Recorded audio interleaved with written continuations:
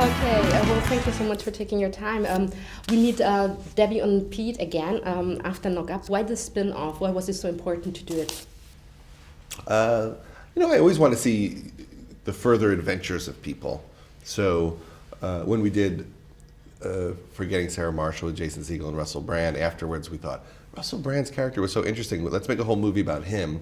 And then we made Get Him to the Greek with Russell, and that worked well. And I thought, I'd like to do that with Pete and Debbie from Knocked Up, because I felt like I just scratched the surface of what their family life was like, and it would be fun to do an entire movie about them.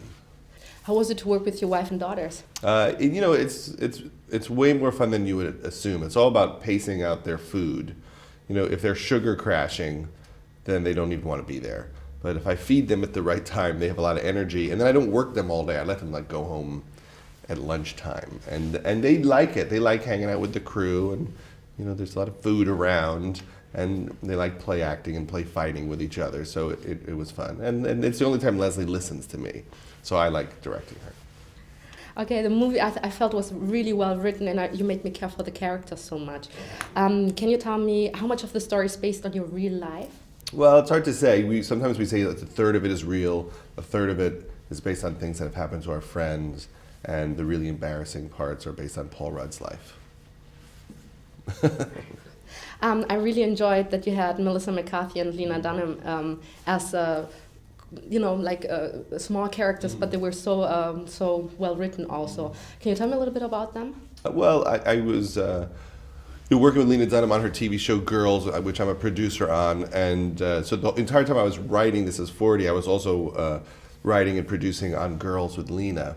And so we would pass our scripts back and forth, and she would read This Is 40 and give me notes on it. And then I realized, I should just have her in the movie, and then I can talk to her more about my movie, and we could just keep giving each other advice. My stomach growled. I wonder if you can hear that on camera. And then Melissa McCarthy is one of the funniest people in the world, and we had such a great time with her in Bridesmaids that when I saw this part of an angry parent, I thought, I could do something really interesting with Melissa here. And then, she only has a few scenes in the movie, and they're just the biggest laughs you've ever heard. So it was exciting to see her be that great again. She was hilarious. But you said, girls, congratulations on your big success with the Golden Globes and the renewal for the third season. Can you tell us a little bit about that? The second season really came out well. I think that she took a lot of chances, and the second season is even better than the first season. It's just started airing in the United States. And so we're writing the third season. It's an experience I've never had, because usually my shows get canceled right away.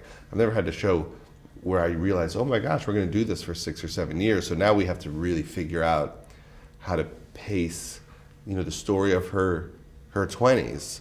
And beyond maybe. So it's been interesting to try to decide, what's going to happen to her. We're actually wondering what a show called Boys would be like if you made it. I've thought about it. Should I just go make the boys show? But I'm tired. Maybe one day we could do it. Tell me about your relationship to Lost.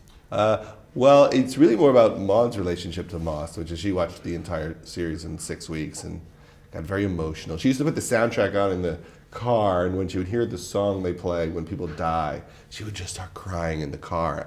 And I'd be like, what is going on? Should I not let you watch the show? Are you going to have a nervous breakdown from it?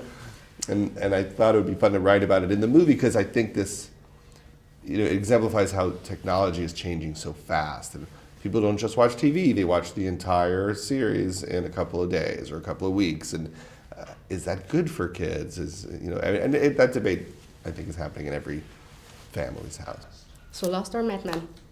Well, I'm kind of a Mad Men guy. I'm not going to lie to you. I love Lost, but I'm a Don Draper guy. They come back in April. I could not be more excited.